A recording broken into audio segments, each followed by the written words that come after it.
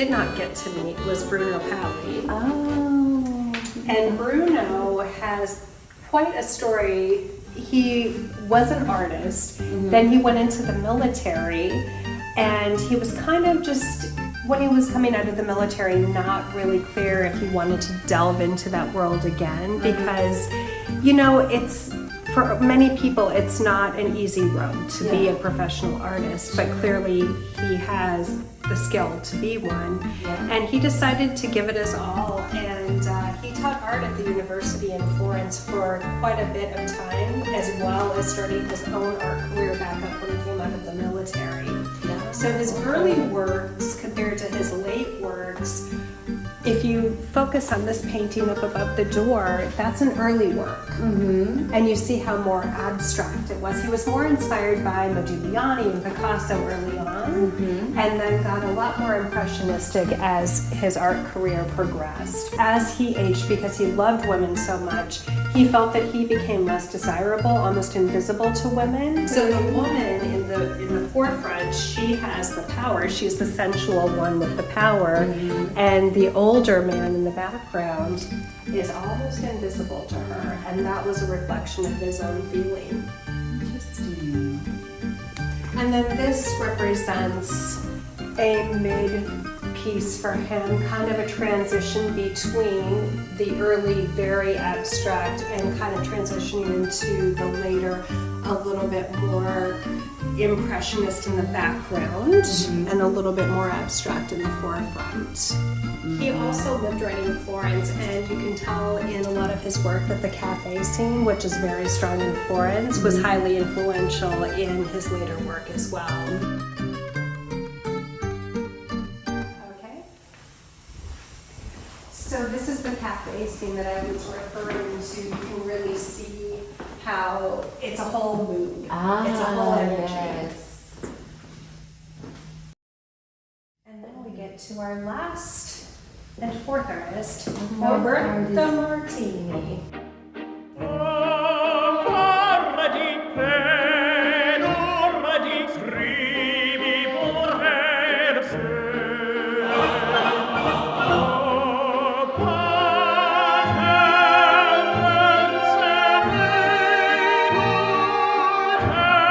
Very different. Very different. A little more playful. A lot more playful. That was his nature.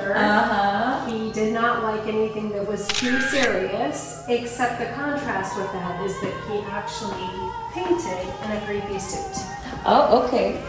So he didn't like anything too serious, but he was formal. yes, I feel like you know how people go into an office and they dress for it. I think that he just got in his mood to do the painting by putting on his three-piece suit, and he was ready to go and paint. Yeah. He was an opera singer before he became an artist. Oh, wow. You can see the inspiration of being on the stage in his work because of how the characters are sort of dancing and moving, like they're on a stage. Yeah, like they're in sync doing some sort of choreography or high dance. So his two main themes that he painted were opera scenes, Carmen being one of his more prolific. And then he also did the altar boys. So he went to Catholic church almost every day, and he felt that the higher-ups in the church took themselves way too seriously. So the altar boys are there to remind you that you should have a balance in religion.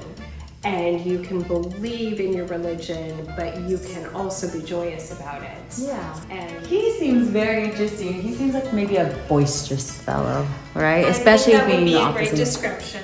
Larger than life, I think, would be an appropriate description for how Martini was. He was also a very large man.